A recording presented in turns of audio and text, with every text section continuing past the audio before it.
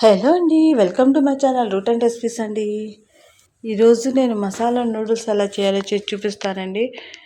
ముందుగా పొయ్యి మీద ప్యాన్ పెట్టుకుని 2 టేబుల్ స్పూన్స్ ఆయిల్ వేసుకోవాలండి. దీనిలో ఒక పెద్ద సైజు ఆనియన్, 2 పచ్చిమిర్చి వేసుకుని బాగా వేయించుకోవాలి. ఆనియన్స్ వేగడం కోసం చిటికెడు ఉప్పు వేసుకుని వేయించుకోవాలండి. ఆనియన్స్ బాగా ఫ్రై అవ్వాలండి.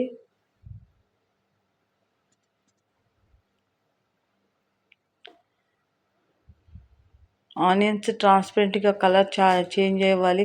కలర్ చేంజ్ అయిన తర్వాత ఇందులో సన్నగా కట్ చేసుకున్న అల్లం ముక్కలు, వెల్లుల్లి వేసుకోవాలండి. బాగా సన్నగా చాప్ చేసుకుని వేసుకోవాలి.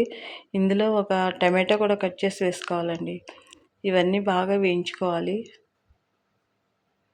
మీకు అల్లం వెల్లుల్లి ముక్కలుగా ఇష్టం లేకపోతే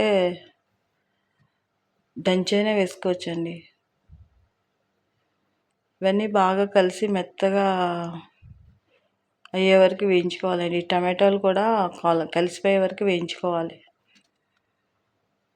టమాటాలు, ఆనియన్స్ కూడా బాగా వేగాయండి. ఇందులో నేను చాట్ మసాలా 1 స్పూన్ గరం మసాలా వేసి తిప్పుతున్నానండి.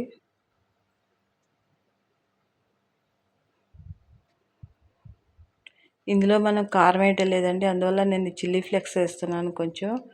మీ దగ్గర చిల్లీ ఫ్లేక్స్ లేకపోతే కొంచెం 1/2 స్పూన్ కారం వేసుకోవాలండి.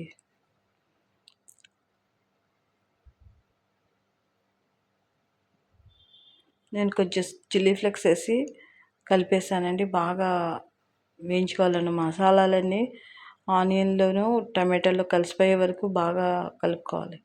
దీంట్లో నేను 3 స్లైసెస్ తీసుకుంటున్నానండి. అందువల్ల ఒక్కొక్క స్లైస్కి 200 ml వాటర్ పోసానండి. ఒక స్లైసెస్కి నూడిల్స్కి 200 ml సరిపోతుందండి. నేను 3 స్లైసెస్ తీసుకున్నాను. ఇవి వేసి అటు ఇటు టర్న్ చేసుకుంటూ కాస్త మెత్తబడికే వరకు అటు ఇటు తిప్పుకుంటూ ఉండాలండి. చూడండి, నూడిల్స్ అనేవి బాగా మెల్ట్ అయిపోయాయండి.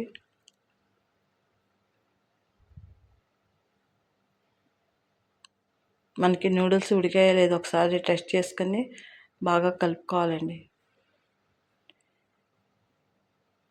నేను ఇందులో ఎగ్ కానీ ఏమీ వేయలేదండి, చికెన్ కానీ ఏమీ వేయలేదు. అందువల్ల నేను చీజ్ వేస్తున్నానండి. కొంచెం చీజ్ స్లైసెస్ వేసుకుని తిప్పుకుంటున్నాను. నేను 3 నూడిల్స్ తీసుకున్నాను కనుక, 3 స్లైసెస్ తీసుకున్నాను కనుక ఇందులో కూడా నేను 3 చీజ్ వేస్తున్నానండి. చీజ్ వేసిన తర్వాత ఒక 2 మినిట్స్ మనం మూత పెడితే చీజ్ అంతా చక్కగా మెల్ట్ అయిపోయి నూడిల్స్లో కలిసిపోతుందండి. చాలా టేస్టీగా ఉంటుంది.